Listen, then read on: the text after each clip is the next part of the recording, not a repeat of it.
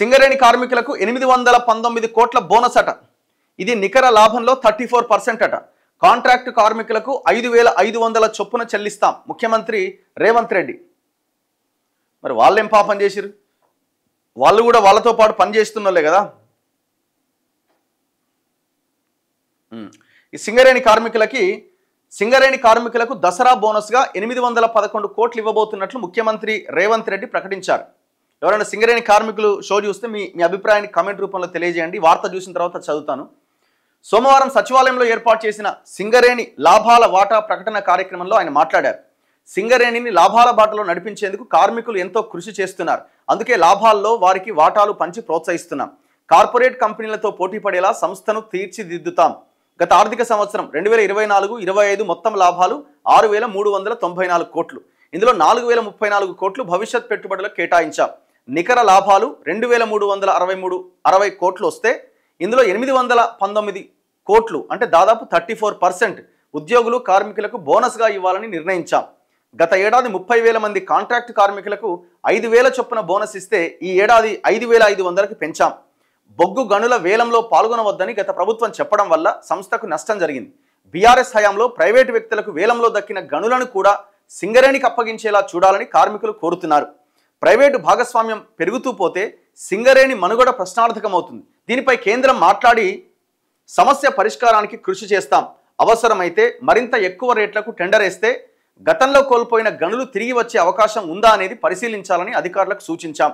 మంత్రి శ్రీధర్ బాబు ఆ ప్రాంత ఎమ్మెల్యేలు పట్టుబట్టడంతో బోనస్ పెంచాలి అని నిర్ణయించాం. కార్మికులకు అండగా ఉంటాం. భవిష్యత్తులో విస్తరణ ఎలా ఉండాలి అనే అంశంపై కార్మిక సంఘాలతో మాట్లాడాం. దీపావళికి కోల్ ఇండియా సంస్థ ప్రకటించిన తర్వాత కార్మికులకు బోనస్ ప్రకటిస్తాం. కేంద్రం జీఎస్టీ రేట్లు సవరించడంతో రాష్ట్రానికి దాదాపు 7,000 కోట్ల ఆదాయం తగ్గబోతున్నది. ఈ నష్టాన్ని కేంద్రమే పూడ్చాలని డిమాండ్ చేస్తున్నాం.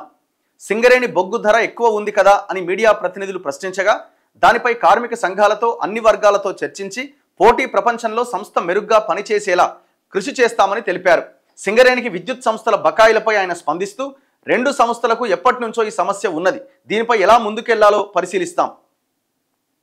ఒక్కొక్కరికి సగటున 1,95,610 రూపాయల బోనస్ వస్తుందట భట్టి విక్రమార్క చెప్తున్నాడు. డిప్యూటీ సీఎం భట్టి మాట్లాడుతూ 71,000 మంది సింగరేణి కార్మికులకు దసరా బోనస్ ఇస్తున్నాం. పర్మనెంట్ ఉద్యోగికి సగటున 1,95,610 రూపాయల బోనస్ వస్తుందట.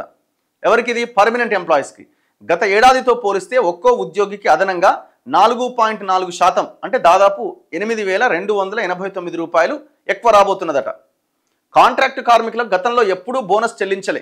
కేంద్ర ప్రభుత్వం బొగ్గు గనులను వేలానికి పెడితే గత బీఆర్ఎస్ ప్రభుత్వం పాల్గొనలే. ఫలితంగా సింగరేణి ప్రాంతంలోని 2 గనులు ఆనాటి ప్రభుత్వానికి అనుకూలంగా ఉన్న వ్యక్తులకు పోయినాయి.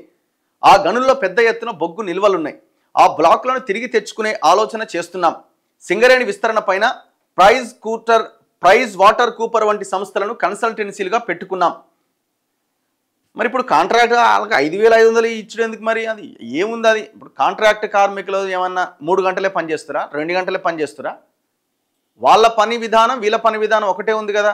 ఇంకొంత తీసి వాళ్ళకు కూడా అదే స్థాయిలో ఇవ్వచ్చు కదా. వాళ్ళ జీతంలో ఉన్న దాని ప్రకారం వాళ్ళ రేషియో వాళ్ళకి ఇవ్వచ్చు కదా.